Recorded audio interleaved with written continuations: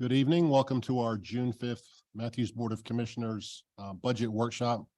This is a workshop for town staff and elected leaders. It's not a public hearing, although it's a public meeting and people are certainly welcome to listen in. We'll have our public hearing next week on June 12th during our regular board meeting. So the purpose of tonight's meeting is to try to iron out our budget for 23-24.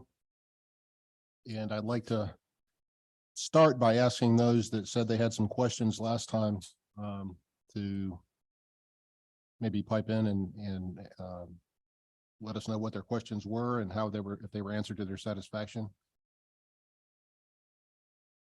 So I think Commissioner Tefano, Commissioner Hoover, I think Commissioner Garner also had some questions, I believe. Can we start with those? Well, I just wanted to compliment Teresa and the staff and Becky too. Every time a question was asked, we got, or at least I did anyway, a very detailed response and in a timely way. I haven't had an opportunity to check my email, Teresa, but I was asking about the percentage of expenditures with respect to this year's budget. For some reason, I can't pull up my email now. Do you have that number? What is the specific question again, please? The up to today, what is the percentage of the 23 budget that's been expended? And what is the amount that is expected to be by June 30th? As of today, it is at 71% utilized or expended. And our estimate today, just trying to roughly look at things, is 92.4% by the end of the year. Okay. Right.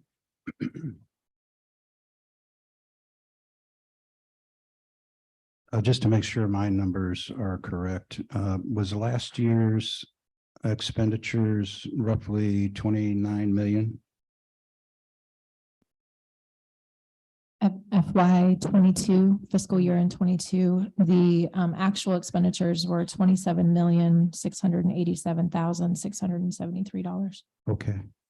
So, but the anticipated 23, well, the 23 budget numbers that I came up with, I may have missed one, but it was like 28.9 or 28.8. So we are at over 34 million in an amended budget for FY 23. So projecting a 92.4% usage of the amended budget, we're at 32,080,663. Okay, so let me put that in 32,000. 32,080,663. Okay, thanks. Can I ask for some clarification? So the 92 point whatever percent you said that we're going to expend from the current year, the reason that number is kind of low is because we have some ARPA funds that are, is that correct? So like in any budget year, we typically are turning money back into the general fund at the end of the year. So you know, every little bit. So if you don't spend $100 here, you don't spend $1,000 there, all of that adds up. And so Teresa did some work this afternoon looking at what we anticipate to be encumbered or expended before we close our books for the current fiscal year. We think we'll land around 92.4, which is that's fairly typical. Right. Maybe a hair low. But does the overage include ARPA funds? The overage. No, the unexpended funds. Unexpended funds, does that include the ARPA funds? That we is have sitting in just the bank? based on what we budgeted to spend and what we will actually Thank you. spend. Okay, so the reason I asked that question is that leaves 8% unspent, which comes to roughly $2.5 million. So $2.5 million is going to be put into the general fund at the end of fiscal 23.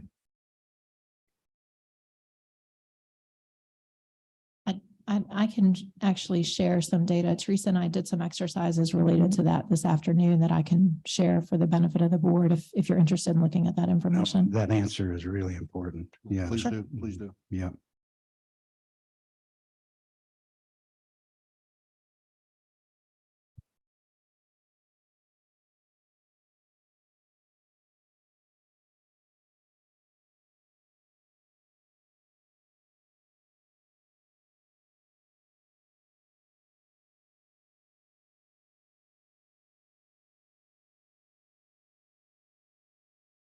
Okay, so the information that you have in front of you is information that Teresa and I worked on this afternoon in anticipation that we might have some questions around this topic.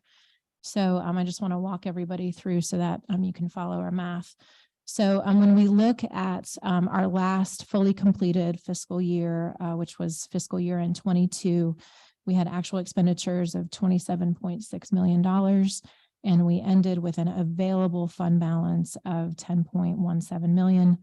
That left us with an available fund balance percentage of 36.77%, which if you look at our fund balance policy of desiring to have at least 34% of available fund balance, we would have 766,000 in excess dollars over that 34%. When we look at our current fiscal year in 23, and we project out how much we expect to utilize here before the end of the year. So remember, we started the year at a $28 million budget, but we have added to it. So we're currently sitting at over $34 million of an amended budget. So we will expect to expend just over $32 million by the end of this fiscal year. In order to maintain the fund balance at 34%, we will need to have about $10.9 million in available fund balance. We expect that we will have closer to 11.5. And that is based on looking at the excess revenues that we have coming in, deducted out the actual expenditures that we expect and we anticipate. So we anticipate that we will close the year with a fund balance of 11.5. That leaves us with $472,000 in excess of our 34% policy. We then, in the interest of this being an ever-moving number, we wanted to look at fiscal year 24, which is of course what we're focusing on now. We do have a projected budget for FY24 right now at $34.3 million. In order to maintain the 34% available fund balance, we would need to then have $11.6 million. Of course, it's too early to know how much we would put into our fund balance, but in any given year, we're spending money, we're doing fund balance appropriations. And so we would need to deposit at least $180,000 net over our fiscal year in 23 position in order to maintain that 34%. So it is accurate that we are adding to fund balance, but due to the increased expenditures, we are really not that much higher than the desired 34% that we would like to stay at. So actually that over 34% is actually 35.86, almost 35.9%. Which is quite considerable. So the point I was trying to make in one of the last meetings is that we have a situation where our taxpayers are suffering from high interest rates.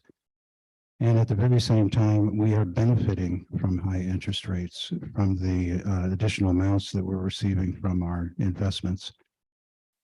My desire, my recommendation is that return some of these funds to the public in the form of, as I said in the past, of taking the contingency and taking it out of the surplus general fund, the fund balance.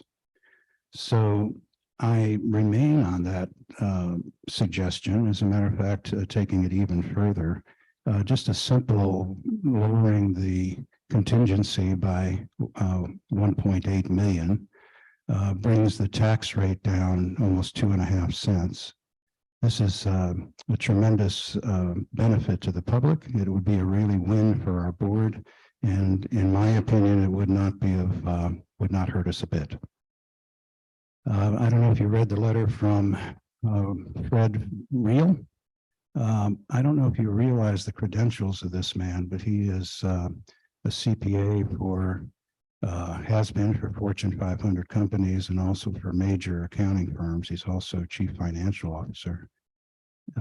And he has the same opinion, is that we have an excess in the general fund and we could use that to alleviate some of the tax burden. We have the opportunity here of reducing our our tax rate increased by almost 50% by simply taking excess funds and using that as part of the contingency. Thank you. To clarify on that, Commissioner Tefano, are you suggesting that we use funds that would cause us to dip below our fund balance policy? Fund balance policy is purely self-administered. It's not edicted by state statute. And it's something that we could, as a board, set it, and if we can board actually reduce it. And it would only reduce to slightly less than 33%. So if we're talking about, here's the dilemma. Do we cut the tax increase of our citizens in half by lowering our general fund balance to 33%? Or do we stay firm on a 34% policy and our taxpayers suffer accordingly?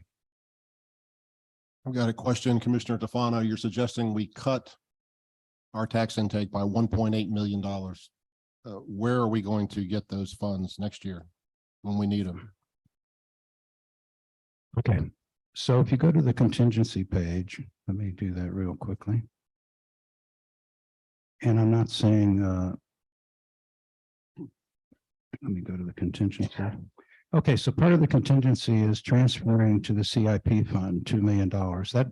That wouldn't change. I really would like to know why it went up $1 million, but nevertheless, let's leave it at 2 million. And also to the building maintenance, so 600,000. So if we go back to the 23 rates of 1.03 million for the contingency to CIP fund, transfer to CIP fund, and eliminate the building maintenance transfer, we're talking about a 1.6 million, which is over 2 cents. We have that as excess, and I think we should use it to alleviate the tax burden. As a reminder, Commissioner Tefano, the transfer to the CIP includes $1.5 million to go towards construction of Fire Station 3 that we would then anticipate would be utilized for personnel costs beginning in FY25. So that would be a reoccurring expense in future budget years. Sure. And future budget years are future budgets, and we'll worry about that when the future budget comes. And as a matter of fact, there's going to be increased revenue, and we have many projects coming on board that'll be taxable during the fiscal year 24.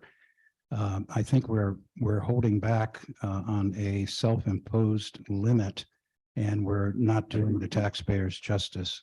I'm not saying take away the transfer to CIP funds of 2 million. I'm just saying take it out of the take it out of the fund balance, and don't tax the public for it. Mayor Pro Tem, I'm sorry, go ahead, Becky. I was just going to say, I do not anticipate that we will have enough natural growth in FY25 to be able to account for the personnel costs that we would be incurring with Fire Station 3. I just want to make clear that based on our historical growth percentages, that we will not see enough natural growth to be able to account for all of that without an additional tax increase if we don't have it this year. Have you ever, in your tenure here, have we ever spent 100% of our budget? No, as good fiscal stewards, we try hard not to. So there are some organizations that would try to maximize and use every penny to not lose it year after year, but we do tend to try to turn some back. In many cases, it has been due to vacancies tends to be our biggest ability to turn dollars back into the general fund at the end of the year. And I'm actually happy when we're not able to do that because we're sitting closer to fully staffed. So that means that at the end of fiscal year 24, if things continue on as they always have, that we'll have another $2 or $3 million surplus. I would absolutely not anticipate a $2 or $3 million excess. We've seen unprecedented growth in sales tax this year that we do not expect will continue at that same rate. And in many years that I've been here, the amount that has been turned back into the general fund has been substantially lower than the rates that we happen to be seeing this year. Here we've got the double whammy of both sales tax and investment earnings, where we're budgeting for usage of the investment earnings in the next fiscal year. This year was kind of that unexpected bump in the middle of the year that we didn't initially budget for, but it was accounted for. But the point still remains, you do anticipate, based on past performance, that we're going to have a surplus at the end of fiscal year 24? We try very hard to always have a surplus. How the revenues and expenditures actually pencil out, we don't know at this point in time. We're Yeah, all that's projections. precisely my point. So the fact that where is the money going to come from? The money is going to be in that surplus. The surplus has historically always been there. I disagree that it is remotely to the amount that we expect to see this year. But ultimately it's the will of the board, what you'd like to do. Mayor Pro Tem McCool. I've got a question for Becky or Teresa, not Charlotte, obviously, but our 6 surrounding towns in Mecklenburg County, what percentage do they sit at? So, you know, we talk about this 34%. What do our neighbors do? It's always a good way to look at things. We can pull that. We can work on that if folks want to move on to another question. So the state LGC, I think, publishes that. So we can see if we can find that real quick. I'd be very curious to see that.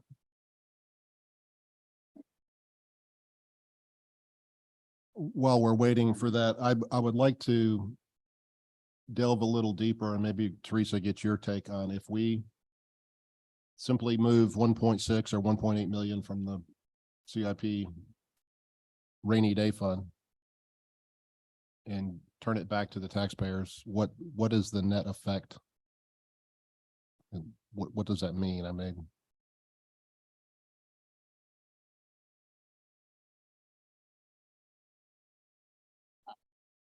Well, I mean, if we take 1.8 million out of fund balance for this year and reduce the tax rate, then as the manager, as Becky has just said, next year, we will absolutely need the 1.8 because the fire station will come online and the other things. And then whatever other increases there are in other, expenditures. I mean, we've seen it and it's continuing well into, we're almost at mid-year 2023.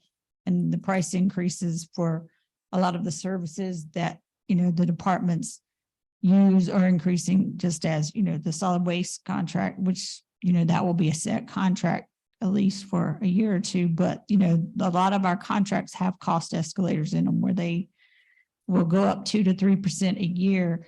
And, the natural growth is not going to replace 1.8 million plus any escalation in cost.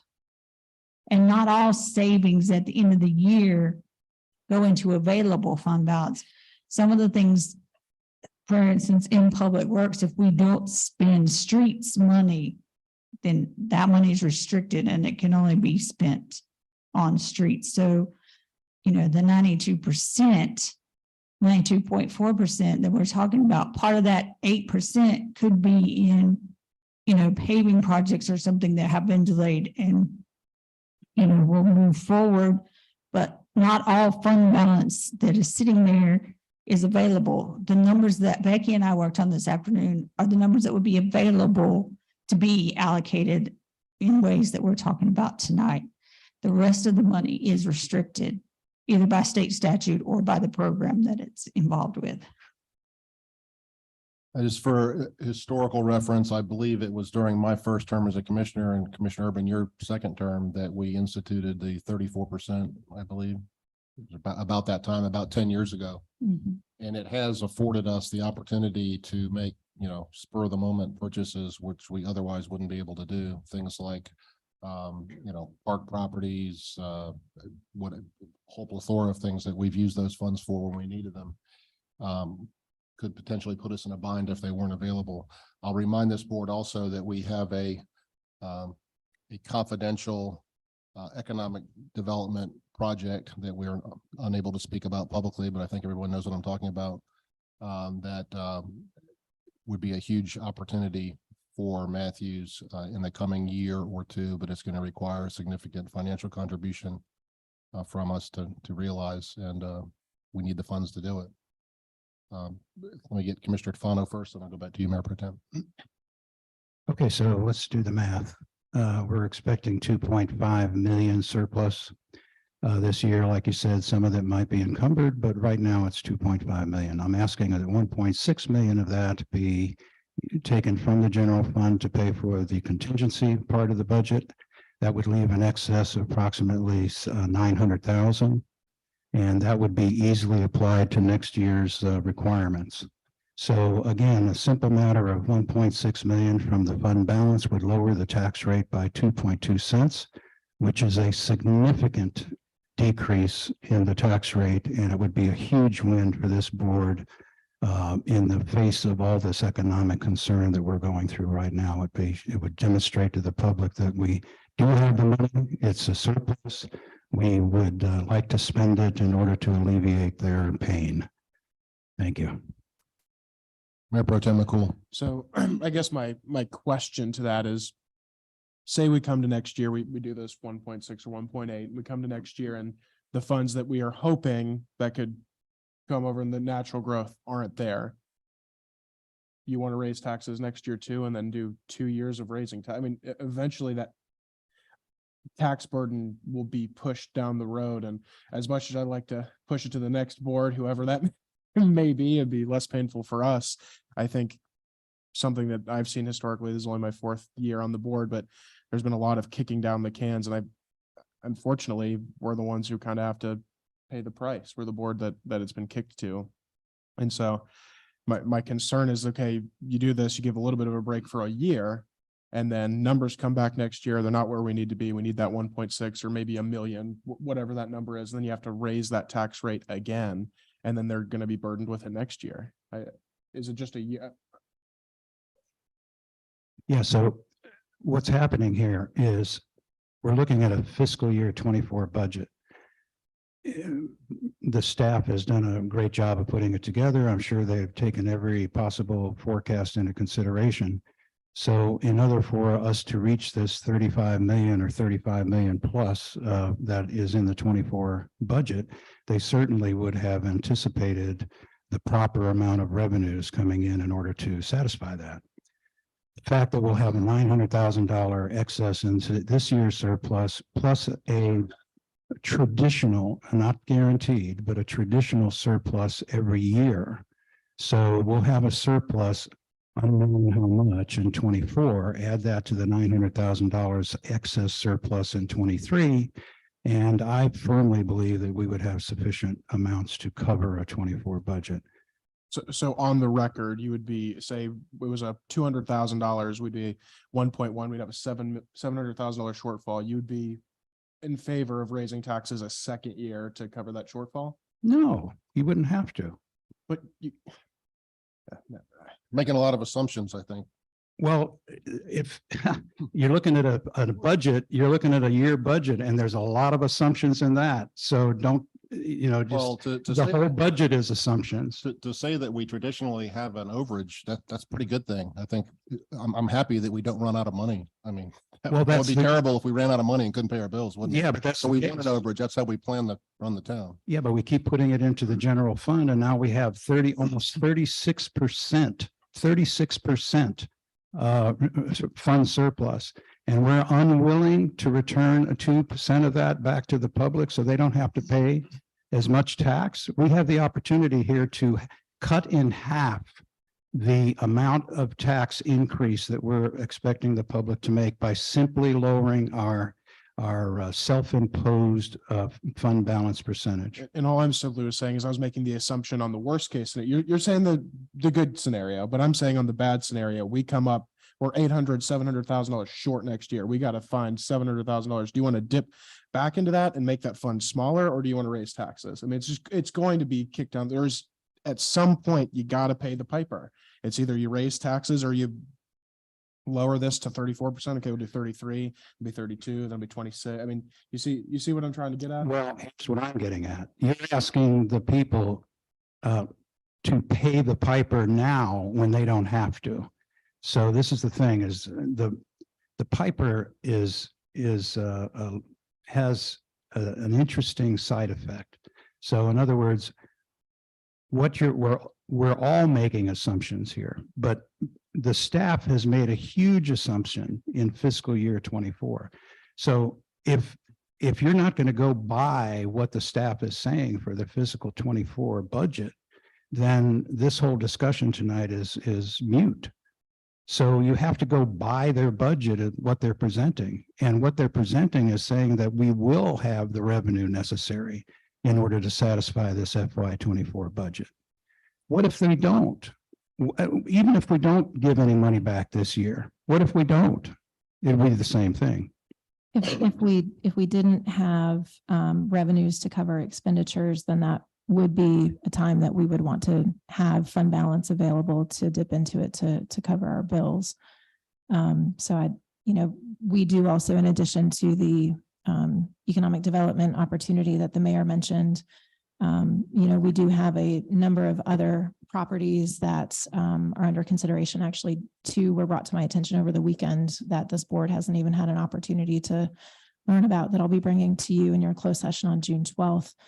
And there's, of course, the fire station that we do anticipate that we will not have enough ARPA funds to cover the costs of that. So if we do have excess fund balance, that would be an opportunity to look at potentially utilizing funds for that, as opposed to maybe taking out as much debt in order to complete that project. So we do have a lot of projects that the bond design project is something else that we've also talked about using fund balance for. So there are a lot of large expenditures that we do look towards in the near future that could be potential uses for excess funds. But they're not in your FY24 budget.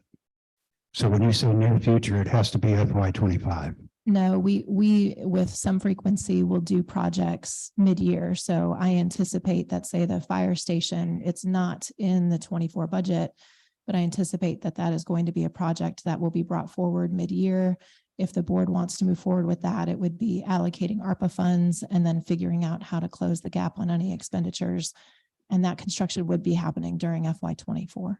So here's the tough story to sell, and that is telling the taxpayer that we have 36% fund balance. We have $2.5 million surplus, and we're not going to get anything back to the taxpayer because it will bring us down to 33%. And that would lower their tax increase by 50%, but lower their tax increase in half, simply by taking the fund balance excess that we have and using it for that purpose. I think I cannot say anymore. Thank you. I don't think it's cut by 50% because you're looking at just the penny rate, correct?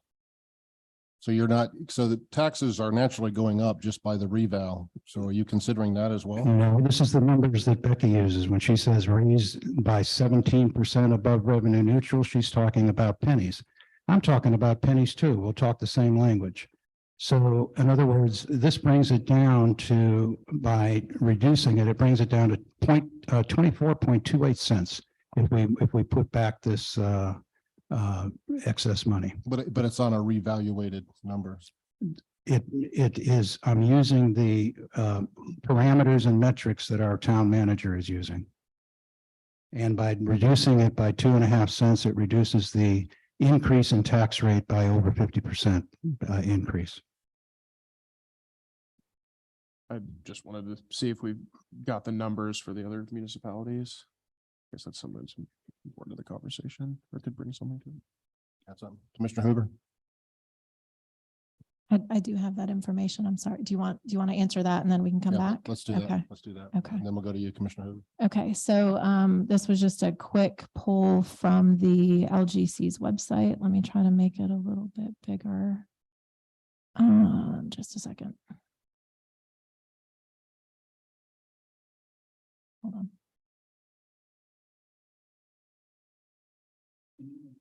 Yeah, I'm trying my screen. I can't get the Zoom things to go away so I can make it bigger. So just a second. Bear with me. Maybe. There we go.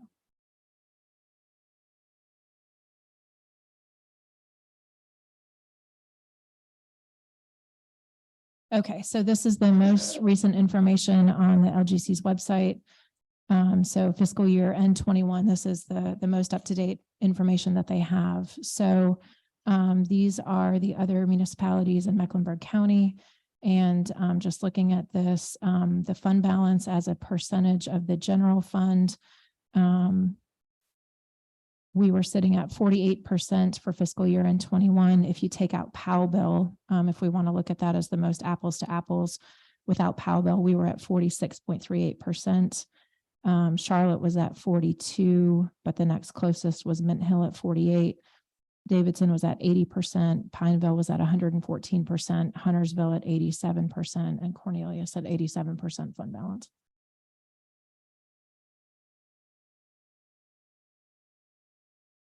How does this convert to our 36.7 or 34 or whatever percent? So this we were a little bit higher before, but we did have some expenditures between now and then, and so we've dropped a little bit. I don't have what they've done in fiscal year 22 or 23. I know Huntersville continues to have a very large fund balance percentage, but we would have to get with the individual municipalities to have their really fiscal year end 22 would be the only additional year that we have a full year of numbers. So basically what this is saying is we are the lowest. Can you go to the, go to your mic? We are the lowest of the 6 or 7 municipalities when it comes to that. We're slightly lower than, or yeah, excuse me, slightly above Charlotte. Okay. But obviously it's a order of magnitude when Yeah, I you're don't looking think at there's- their that's not- fund balance compared to ours. Yeah. I was Couple curious about orders the of magnitude. municipalities.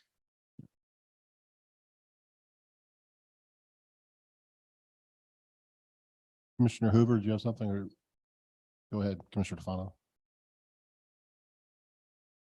This is interesting information, but as Commissioner Urban has said repeatedly in the past, it really, we need to concern about what happens here in Matthews, not what happens in other towns. So interesting information, but not really pertinent to what my discussion is.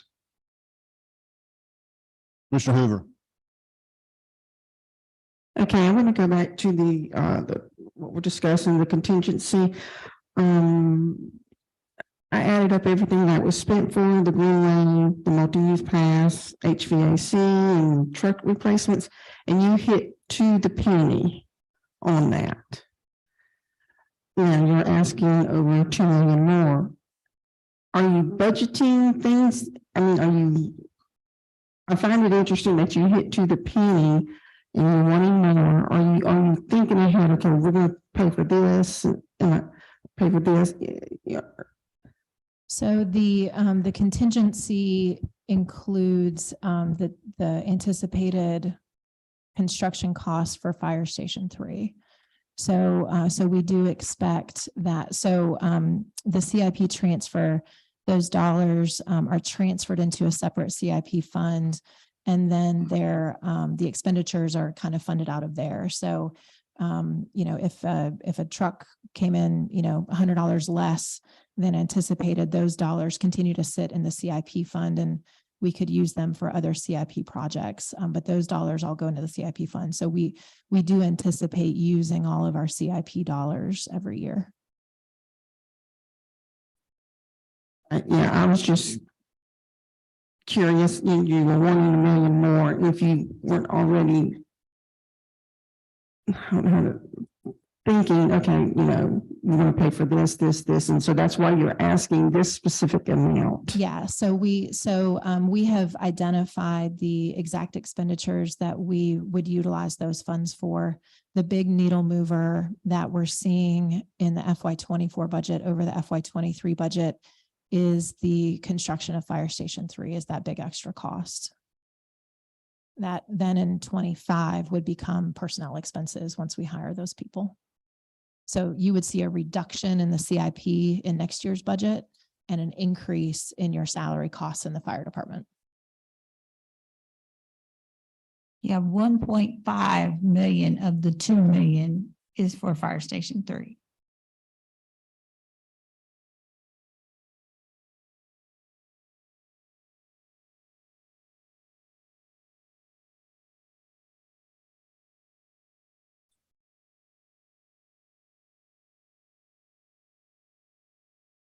Mr. Garner. I didn't receive the information that I needed in time to review it for this meeting. So I'm glad that you did, Mark. but I don't have many comments to bring forward. I do think that, you know, as Fire Station 3 keeps coming up, that's the one that literally keeps me awake at night. Having spent some time calling to different architecture firms around the state and similar markets as ours and talking to fire chiefs, I feel like that the numbers that we are getting back are not responsible numbers to the citizens of Matthews and their taxpayer dollars. That said, I can't really move forward with this budget until I understand why they're quoting such a higher number than other stations that are being bid this month, you know, last month. It doesn't feel like we are giving our due diligence to making sure we're getting the best fire station for our dollars. What are the numbers that you're seeing?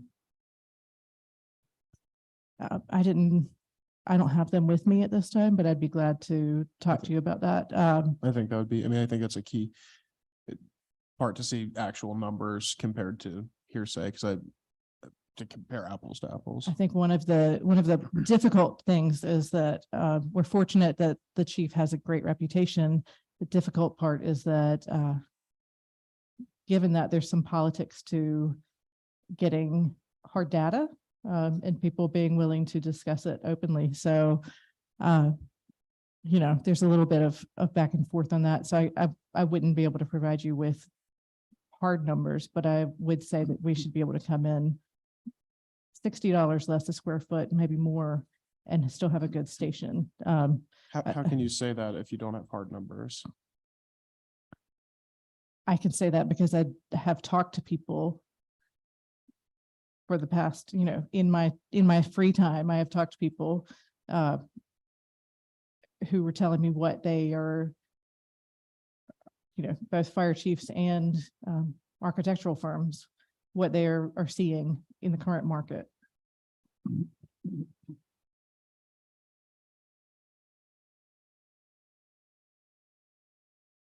I'd like to go back, excuse me, to Commissioner Tofano's comments, if we could. Mark, can you outline your specifics again that got us down to whatever percentage it was, 32.9 or whatever? The reason I'm asking is I'm wondering what would happen if we return that number to 34% instead of. I could do calculations here pretty quickly. Let me get to the contingency page here. All right.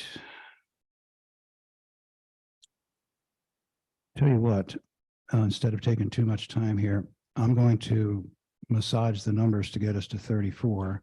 But right now, the 1.6 million will get us down to just above 33.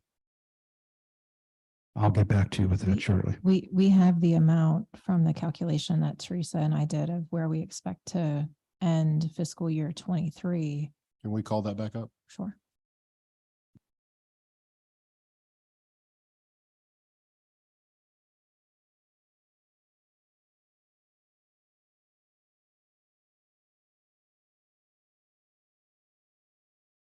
Four 472, 114. So according to staff's numbers, we could cut 472, 114 and still maintain our 34% policy. Without spending an additional dollar of fund balance Understood, on anything. Understood. What's that on the tax rate? What would be the That's penny? 2/3 of a penny. Okay. I mean, you know, in the spirit of compromise, it seems like we're kind of deadlocked here. I think 34% has been a number I've been really comfortable with for 10 years. Yeah. I mean, And I've often said, if we go up to, yeah, I think, 40 is way too much. So in between 34 and 40 has been the sweet spot. I'm not real comfortable dipping way below that because we're going to have so many opportunities to do things for our citizens. And honestly, I do have a little bit of heartburn about, cutting taxes so much this year that we know we're going to have to raise taxes next year. And I hate raising taxes. I've said that over and over. I like to do it infrequently. You know, we'll do it when we absolutely have to, and then let's not do it for as long as possible until we absolutely have to again. So I'm not a fan of raising taxes every single year. And if we cut our current rate that's proposed by the manager by too much, we're definitely going to be raising taxes next year. Whether or not I'm sitting up here as mayor or you guys are sitting as commissioners, the next board will have to do the same because we got to pay our bills. So, you know, Well, I just want to tell you that based on the FY24 budget of 34.3 million, that 33% fund balance is 11.34 million and 34% is 11.68 million. We're talking about $340,000 difference. So for $340,000 difference, I just don't understand this conversation. I don't understand why we self-impose a number that we're unwilling to reduce by a mere 1% in order to give the taxpayers a 50% reduction those in numbers their don't add up. tax rate. Those numbers don't add up. You just said if we had 470 something, it's not enough to 300 to get it. Our budget is 34.36 million. Let's look, could we call this up? I mean, Yeah. somebody's right and somebody's wrong. Let's see. I mean, Uh, you're like $1 million off from what staff is saying. So 33% of 34.36 million is 11.3 million. they're saying that if we want to stay above 34% for fiscal 23, we could return $472,000. You said if we went to 33, that'd be another 300. That's 700 and something thousand. That's not 1.8 million or whatever. The budget for FY24 is 34.364 million. 33% of that is 11.34. 34% of that is 11.68. I don't understand how you can have a dispute with that. I Okay. don't understand where these numbers are coming from. Well, okay, but $300,000 is what? That's a less than a third of a cent. It's a half a cent. Okay, well, where you're talking about reducing the rate by 2.5 cents and you're. That's 1.6 million. If we take 1.6 million out of the general fund and apply it toward a contingency, we're going to lower the tax rate by 2.5 cents. It's a 50% reduction in the tax rate increase. That's enormous. And we have the money and we can do it. And it's going to be a tough sell to find out why we can't take $2.5 million excess that we have above the 34% and give it back to the taxpayers to reduce their tax by 50%. Respectfully, Commissioner Tofano, we do not have $2.5 million in excess of our fund balance policy. These numbers do not reflect that. And Teresa, can you maybe illustrate the math that you did and we'll look at Commissioner Tofano's math because those two numbers are off by, he's getting double the effect that staff is getting. So I want to know where the difference is. Right there. It was exactly what I came up with. 34% of this year's budget. And right now we have $10.1 million in fund balance for our completed fiscal year. We believe that we will have 11.5 million at the end of this fiscal year. In order to maintain 34% based on the 24 budget, we'll need 11.6. So we will need to keep everything that we have in fund balance and then add an additional $180,000 to it in order to maintain the 34% policy for FY24. Okay, I think I see the difference. You see FY23 is 32 million.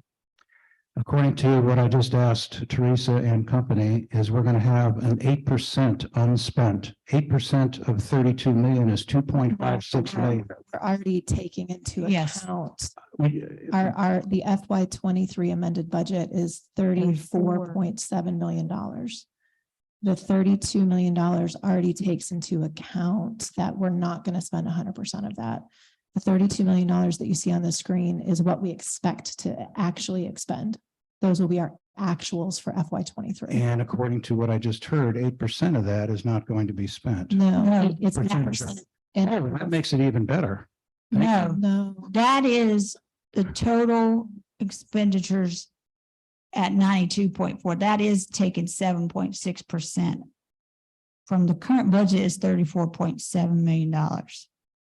We expect to spend 32 Right, okay. and still come 34.3. in at 11.5 for available fund balance.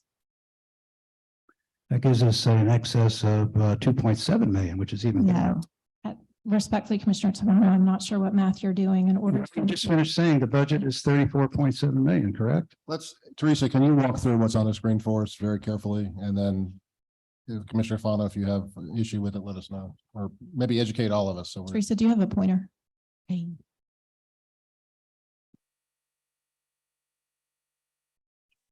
which one?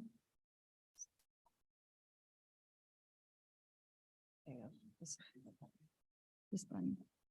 So this 32 million is 92.4% of the current budget.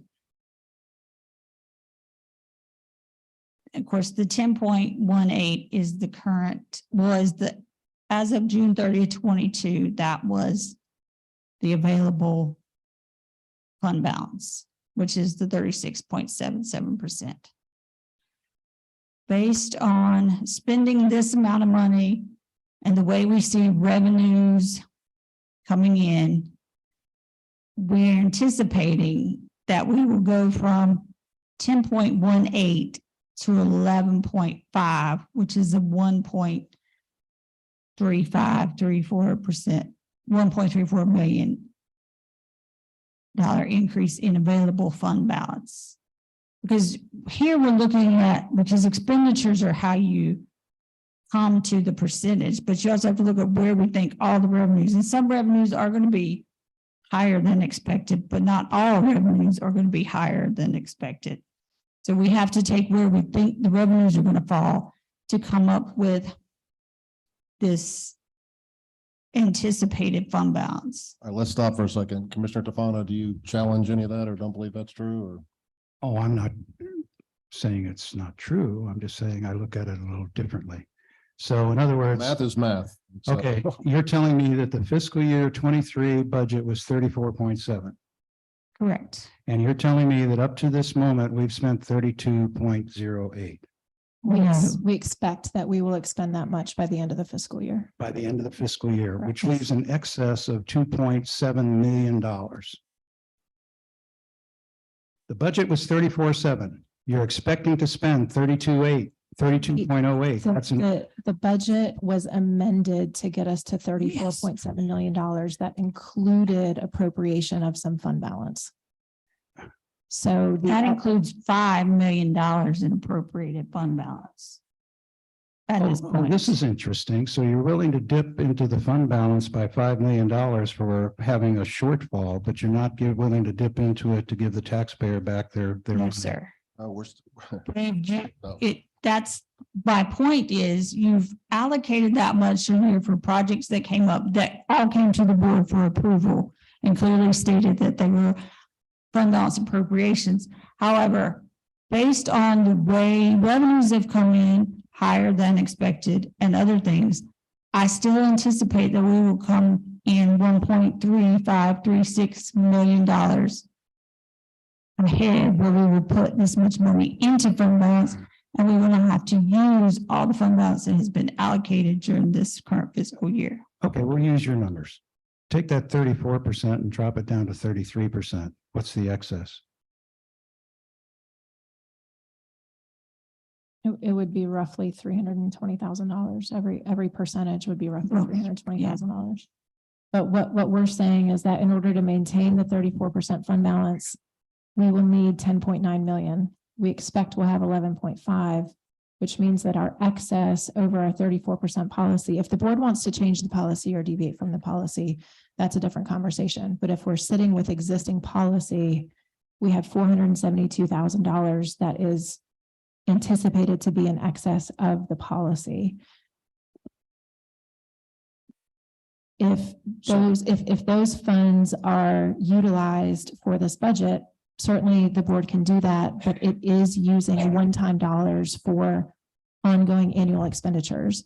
I do not expect that we would be able to bring you a budget at the reduced tax rate in FY25 because we will have ongoing expenditures that I will not have an ongoing revenue source to fund. Let me, here's where I was going with the math, Commissioner Tafano. So if we say 34% is 472, if we say 33% is add another 320,000.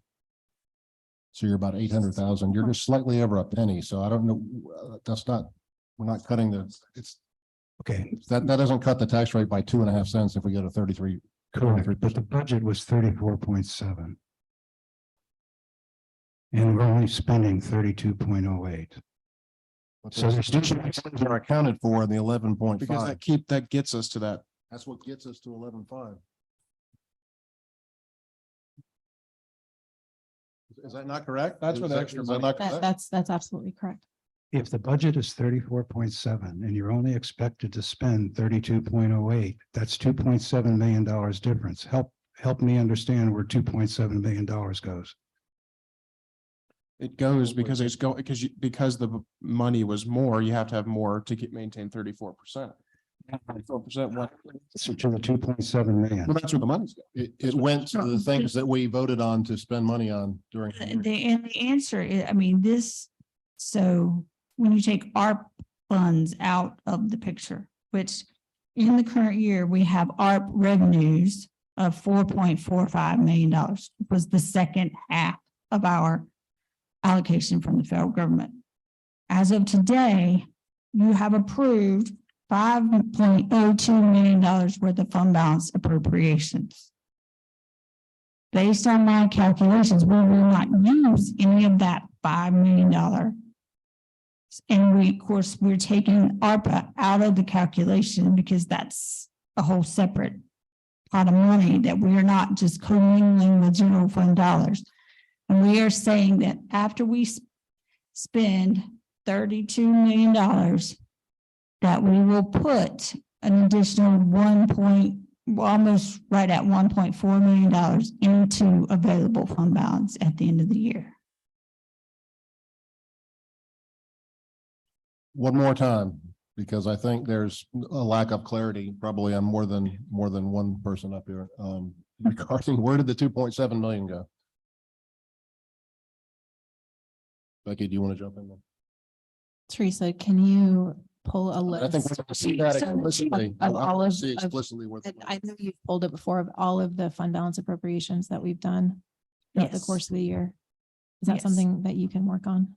Yes. Okay. And the difference between the ARP revenues of 4.45 and the 5.02 appropriated fund balance is approximately 1.5 something, or 1.43.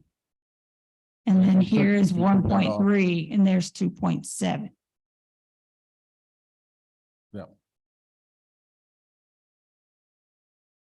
Do you want to work on a list? real quick? Whiteboard it or something. Yes, Yeah, if I can do that. I think I understood what you said there, but I think I would like to have it explicitly laid out. Right. So I guess my point is, if we wanted to say, no, we want to maintain 34% policy, we could conceivably return $472,000 to the taxpayer. If we want to go to 33%, we could return $800,000. Basically a little over a penny, 1 penny. Commissioner Urban, For 1 year. for 1 year. Okay, you're back at the trough next Yep. year. Yep. So that's, I mean, the quick fix, it feels good. We can start campaign season early here. Saving all this taxpayer money and all that kind of stuff. But the reality is, if you're tampering with fund balance, you're tampering with the quick fix. Would you please like to retract that statement? Absolutely not. Because that's all you're doing is you have consistently, you're the only one on this board, somehow, in the 20 years I've been involved with this town of government, has been able to twist and misrepresent things, state them as fact, and completely obscure the fact that our staff is doing their job and presenting fair and accurate numbers. I see. So unless you have some superfluous accounting degree, far outseating our software and staff, you best produce it, because I'm not seeing that. I see. What do I know? I'm just a scrum master. But again, we don't use Scrum in Matthews. And so I said before, this is Matthews. We do with what we've done to do in Matthews. Well, let me put it this way. I have diligently looked at this budget. There was an entire section missing from this budget that not even the manager, the finance director, any of these board members even was missing. I was the only one that brought it up. I am thankful for that, Mr. Fawnin. Now, that sends up a huge red flag for me. There's an entire section of a budget that was presented to the public and presented to the staff that wasn't even. Accusation or whatever. It wasn't an accusation. Let's talk about it. So that section was in the budget that was prepared. It was never not included. As we have implemented this new software, you have the ability to turn sections visible and invisible. That section was inadvertently turned off from being visible, so it was not included in what was printed or initially published, but it was always a part of the budget in terms of numbers that were included that got us to a balanced budget. I do appreciate that you noticed it and you were able to point it out so that we could make it available, but it was always a part of the budget. And I didn't say that. I said it wasn't part of the budget presentation or the written or documentation, and it was never noticed, which is a huge issue. All right. Bruce, I'm going to ask you to, kind of whiteboard that out for us as to where the differences, the numbers we're getting. I think I understood your last explanation, but it'd be good to have it explicitly written out. To Commissioner Urban's point, it is, easy to take money out of our rainy day fund when it's not raining. And, we could return, 6 cents to the taxpayer if we wanted to, but then we wouldn't have a rainy day fund. So I don't think it's good to use that money for reoccurring debts that the town has. That being said, as I've always said, I'm willing to consider, lowering it or abiding by our 34% possibly and returning some of it. But I would not be in favor of just slash and burn, cut our rainy day fund, because it's served us very well in the 10 years I've been an elected official here. We've done a lot of great things with that. With those, having the ability to tap into that fund has been just awesome, and prevented us from having to raise taxes because it's always been there. We've it's a difficult budget season. We've under budgeted paving forever for 20 plus years here. And when we're trying to do things right, and we are cognizant of the, we don't want to overtax our citizens. I want to be as conservative as we can, but that being said, we do have to pay our bills, and that's just not a never-ending pot of gold we can dip into and just throw the money back and then not have any rainy day fund. So, Mayor Pro Tem. I also do think it's important to note that I believe unanimously this board voted for the pay study, which was equal to 3.5 pennies on our tax rate. So, I mean, if you really want to look at it, that's the bulk of it. I mean, really, at the end of the day, public safety. Mr. Toronto. Just in carrying on with Commissioner Urban's unprovoked insults. It has to be noticed, by the way, and I don't know, maybe somebody else has mentioned it, but I think I'm the only one that's even attempting to return lower the tax rate. Has anybody else has an attempt to do that? Well, I have no problem interjecting right there. I'm fair game. If you want to find some things, and that's great. You're looking at copiers and pages of copies where I came out of the box and the rest of the board came out of the box. We dealt with the sanitary issue. We cut money there. There was another big ticket item. So we took pennies off of the budget. Very Affordable quickly. housing. Yeah, affordable housing, right off the top. Yet you're playing with pennies. I'm talking about copies, and we're talking real numbers. So where is your cut on payroll? Where's your cut on roads? Where's your cut on police cars? Where's your cut on fire equipment? I haven't heard anything. You're diving into farcical fiscal numbers.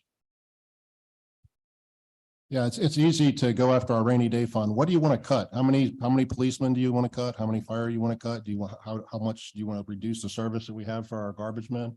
And what do you want to cut? What on recurring debt do you want to cut so that we can deliver, less of a tax burden?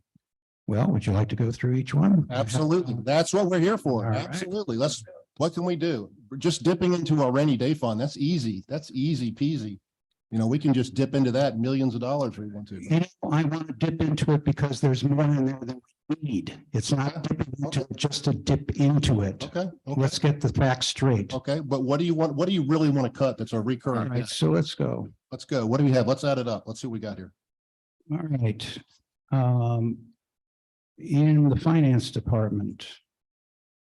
I want to know why the professional services dropped just from 24,000 or 34,000 down to 11. And why they can't go further. Professional services dropped, and then there is now a line item for software, which is a little further down, Maureen. Computer software, and that is where we moved all of the software subscriptions that we have in the finance department now. Okay, and fire and EMS, how come departmental supplies jumped by 71%?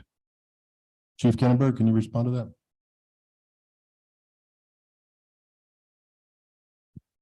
So previously, under our volunteer system, we returned more than 50%, or we did not expend 50% of the allocated stipends because we didn't have the staffing. That money was used to buy things that were not in the budget. New equipment, updated equipment. So when we made this transition to part-time and to additional, we've converted 2 of the volunteer slots to full-time positions to improve staffing. That cut that volunteer budget to, I think it's $35,000. So when we spend that money, or that money is not available to buy those other things that are not necessarily in the budget. So we increased the department supplies budget by $25,000.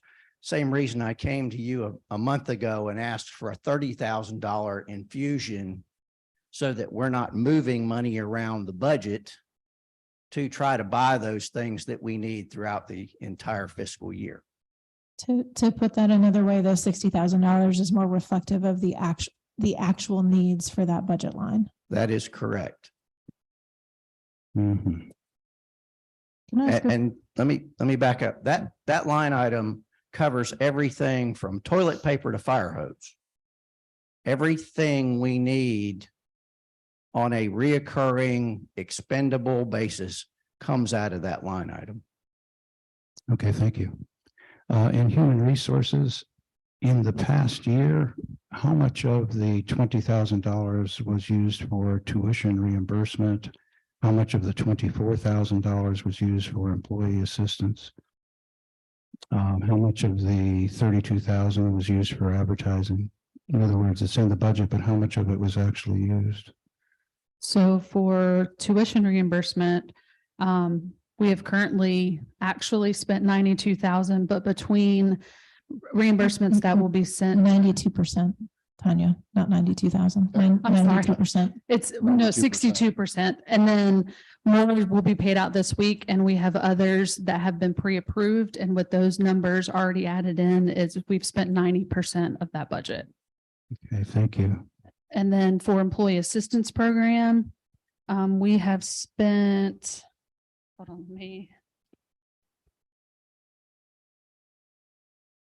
we've spent 92% of that budget. The excess that's in that right now is for us to cover any type of catastrophic response that our police or firefighters may have to do. For instance, we had the death of an infant.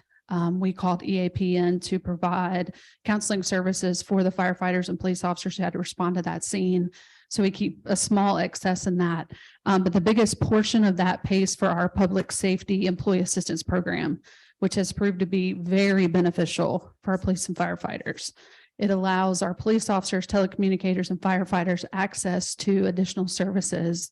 And it requires them an annual mental health session with a health coach that has encouraged a lot of those employees to continue to use our EAP services. So that has been a huge benefit to our public safety employees. Okay, thank you. How much of the facade grant was used last year? I don't believe we had any last year. And then it was a couple years ago. I know that we had more requests than we had budget. So it kind of ebbs and flows as far as how much, but we did not have any in the last year. And how much was used of the technology allowance last year?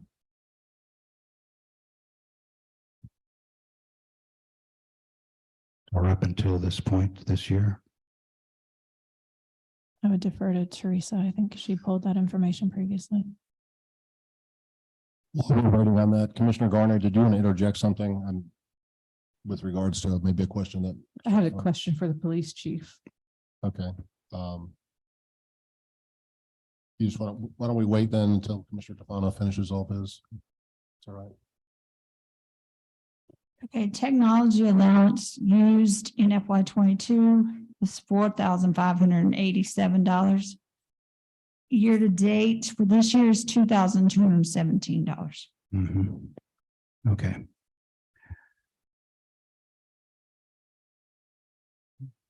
All right, on risk assessment on the property and general liability insurance. Are we going out for bid on that? That's a huge amount of money. We're not. We went out for bid 2 years ago and made the switch to the league. The increases are due to our own experience going up, as well as increases in property that we have acquired. So that's based on actual usage. The league was by far the low bidder when we went out to bid 2 years ago. Okay. For unused amounts, I don't have the actual, I could get it in a moment, but the sum of them, but it comes to a little over approximately about $90,000. Wondering why we were budgeting amounts for a past performance that we did not use that total amount. So in other words, that would go into the general fund at the end of the year. I'm sorry, what lines are you referring to that are unused? Well, for instance, the technology allowance is about a difference of 12.7 versus the actual usage was about 4. And the other examples that I brought up were a few thousand here and a few thousand here, but that's up. So the technology allowance is a portion of what the board is able to spend in any given year. So that does fluctuate from year to year. We do typically see a bump when a new board is seated. If there are new members that come on board, sometimes there's often the initial purchases of the laptops and things like that that does increase. So with the election coming up this year, I would anticipate that we would see a little bit of a higher usage there. Okay. So anyway, what I came up with after all the deductions and removing the contingency was a savings of a little over $2 million. So that's where my figures are. And I stand by the fact that we have the excess money and we should be able to give it back to the taxpayer. So the actual cuts you found was $80,000. The rest is contingency. True cuts, not dipping into the general fund, but cutting the budget line item was 80,000. And the information that I have available at the moment, yes. And So what's you- that on the tax rate? No, it's minuscule.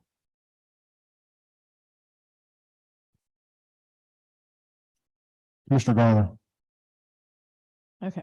Chief Williams. Yes. The school resource officer program, do we still have, or are you budgeting for elementary school resource officers? It's 258 or something like that. I believe the total agreement with CMS covers all SRO positions. So that would include those assigned to Butler and Crestdale, in addition to the SRO that is shared amongst the elementary schools. And that seat is currently vacant. Katie, do you know who's assigned to what positions? We have right now, our sergeant is working at Butler. We do have a vacancy there, but he's filling in at Butler until we can appoint another SRO. But it's budgeted that we'll have one back in the elementary schools hopefully next year. Yes, ma'am. Okay, thank you. Super important. So. Mr. Whitley, we haven't heard much from you tonight. How are you doing, sir? What do you think? What are your opinions on that? Good evening, everyone. Listen, I listened to all that's been said, and you know, I'm on my 8th year as a commissioner in town with the budgets, and I'm very pleased that we were able to have an overage rainy day fund. And going forward, that's one of the things that I was most proud of, that we had a surplus that, you know, when rainy days, especially when COVID came through, you know, I was concerned a couple of weeks ago till we got this debt budget passed this weekend, and I feel confident now to feel safe with that, with the banks and all closing. But we have, and I know we showed the numbers of all the other towns, and it is important. It's not irrelevant. It is important to see that we are managing the money for the citizens at our rate, and we are, I think it was the second from the bottom, what I remember the numbers we looked at. But we spend a tremendous amount of time with our employees and making sure that we have great employees that know what they're doing and do their job. And Teresa, my hats off to you and to Becky and to all the staff. I know you have done overtime this year in trying to answer questions, and I commend you all.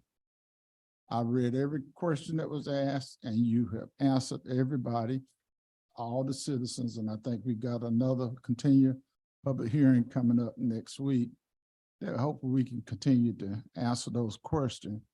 But this board in the past and today, I think, have done a wonderful job in holding our tax rate to where it is to our citizens here in the town of Matthew, that we have good services, and in order for us to continue to offer good services to our citizens and to our staff, and that, you know, I know it's not an easy task to try to make a budget to come together and then make sure that you have a surplus.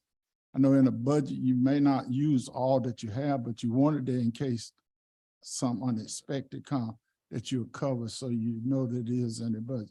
So my hat's off, and I thank you for all the questions that was asked, and that hopefully we have answered majority of all of them and try to our best ability. One thing I've learned over managing life is that what you do is what you got, where you get a budget and try to, the money that's allotted to you to take you for a whole fiscal year. There's a lot of unexpected things come in. And I have to say, when I was managing and captain of Troop E, and they gave me a lot of money to manage from June 30 to July 1st of the next year. If I ran out of money, a lot of times I had to have my state troopers, rather than riding the road, go up on a ramp and park. Excuse me, to save gas. But the visibility to people there, but my host, I'm confident that this budget is as tight as we can to make sure we do have some things in the future that are coming. Fire Station 3, I am committed to that because that part of the town is unprotected. It's not unprotected, but the response is not be able to. Fire Station 3 would be a great surplus to the northern part of Matthews. But my hat's off to these ladies and these gentlemen for the job that they do. They do a wonderful job. We paid them, their pay grade is for them to make sure that we have the best budget for our citizens here. Miss Becky had been doing this as long as I have, 8 years. We came on together. I remember that. And as assistant, I know she worked hard with Hazen, and she took over this role and is doing a wonderful job in the budget and trying her best to answer everybody's question, and has done that to the best of her ability. And with all these numbers, you might do a hiccup every now and then, but that's reasonable when you're doing human being making numbers. But where we're standing now, I think we got a good budget for our citizens going forward and giving the best. We just bringing on new people that are smart people, smarter than I am, way smarter than I am. And I feel full confidence in what the town and the ability that our staff has. So thank you, Mayor. Does anybody else have any other comments? Commissioner Garner? Mark, I don't want you to go away from this thinking that you're not heard or, that nobody else appreciates where you're coming from. I've been thinking about it and processing, and I've heard some of the things that you've said through the process. And so I do want to bring up one of the things that you have talked about, and that we go forward, not necessarily with this budget, but that you've asked about nonprofits, and that in the future we do some work to sort of set expectations about what the nonprofits, maybe, I don't know whether it's the vetting or sort of the application process, but so we know, more fully who is receiving grants from the towns, so that those funds are spent responsibly. Also, I haven't read the emails that have gone back and forth, but I know that you've asked for numbers on some of the larger events. And I think maybe what you've been asking for are program budgets. And if that's something that we as a board could look at so that we understand what the town is spending on those, then we can look at those more holistically and understand how those funds are spent. I'm not sure that that can happen at this point in the budget, but it also may be more productive if your vision of the budget, I'm not sure I'm comfortable going to 33% fund balance, but if your vision of the budget is to say, let's look at what a 34% fund balance looks like. And also, if we could get the tax rate closer to X dollars. I looked at that's something that staff could come back with, because I think there is also a workplace morale issue of having to examine, copies that you make and the pens that are when you get down to that nitty gritty. And so we want staff to function healthily and happily doing their work, but also be responsible for how those funds are spent. So if you have something that's like a bigger picture, hey, let's look at this, and this is what I want to see. When I looked at the budget, here's what I see. Our rate last year for Matthews was $654. I expect it to be $914 this year. To frame that for my family, we live, they say paycheck to paycheck, but it's paycheck to day before paycheck, right? The day before a paycheck, we may have $15 to our name. So for me, that $914 means that I have to find 51 hours next year in my life to work. For anybody that knows me, there is probably not many hours I'm awake where I'm not working. So 51 hours means that I don't get a vacation. So I would absolutely 100% support finding a way to whittle back the tax rate, but not in a way that harms next year's tax rate at the same time. So I do want you to know that I have heard what you have said. I've tried to process it in a way that makes sense to me. And maybe these are some of the things that we could do to get to that point. You want to respond to that, Commissioner Tefano? Yeah, as far as And thanks to Becky and Teresa, the special events and all of that, I was relieved to hear that they're 100% paid by tourism funds. So there's really, perhaps we could do something to make them more accountable and audit and maybe make it less expensive for us, but it's money that doesn't come out of the taxpayer's pocket. So once I knew that, as a matter of fact, the mayor and I and Becky had a meeting about that as a specific subject. That entire budget item went to rest. I mean, it was, it had no impact on the taxpayers at all. So I just wanted to make sure the public was aware of that as well, is that everything that happens, all the police officers, all the firemen, everybody that's working during these events are all paid for by tourism funds. So are you saying that you're not interested in seeing a program budget for it because it doesn't affect the tax rate? Like that's your interest in looking at that? No, I mean, I made the statement that I said it would be still of our best interest to get an audit from them and find out exactly if our tourism dollars are being spent properly. But the fact that my main focus right now is on how to reduce the tax burden, and going after those particular programs was not beneficial because it had no tax dollars associated with it. Mr. Hoover. To kind of jump on the tourism fund here. I understand that the Arts and Science Council and Matthews Historical Foundation funds are paid through that. But according to the Secretary of State, the Arts and Science Council has an expired license, and Matthews Historical Foundation has been denied their exemption. And for me, if they're not going to be in compliance as they should be, they should not be given any money.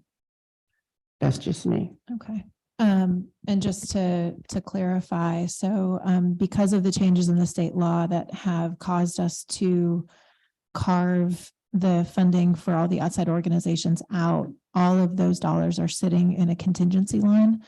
And so the budget that you'll be asked to approve, whether it's on June 12th or June 26th, those dollars will not specifically be allocated to any outside organization. They'll stay in the contingency fund. We'll then bring back specific requests to the board at a later date, and you'll take individual action on it. So as a board, if you ultimately decide that you want to reduce funding or eliminate funding for whatever reason to any of those organizations, give more than proposed or less than proposed, it's completely the will of the board how to ultimately divvy out those funds. So you won't need to make those decisions related to specific funding for those organizations in order to pass the 24 budget as a whole. You can then, and if you said, we don't want to give any of it, you would do that. The dollars would just sit in contingency. And if they're not spent, they would just roll to the tourism fund balance at the end of the year. I have no problem giving, but they need to be in compliance as required by law. A second thing, I would just like to, again, remind the board, you may remember I brought up about selling property. And I would like to maybe get the ball rolling on maybe getting the property 335 East Matthew Street, because that's everything else is pretty much parks and things like that. That's really the only piece of property we have, and we bought it in 2020 for 300,000. I'm sure it's worth a lot more than that now, and maybe that's some way we can put back in the pot to give back to our citizens. I'm happy to make that an agenda item on your June 12th meeting as far as formal discussion related to if there's a desire to move forward with disposing of that property. I will remind the board that there was discussion of some acquisition of property that may fully offset any of the revenue that would be generated from the sale of that if the board decides to move forward with any of that purchase, or again, we've had some new information come to us over the weekend, so there's some other things to also consider too here coming up. Commissioner Garner. Gina, can you tell me what you said was not in compliance with ASC, and I'll find out, I'll get an answer about that for you. Secretary of State, they did not, I thought, you wouldn't just give you this, I can give you this. But they have an expired license on their charity. When you go to the charity of Secretary of State, and they have an expired license. It expired 11/15/2022, and they've never responded in filing their 990 forms.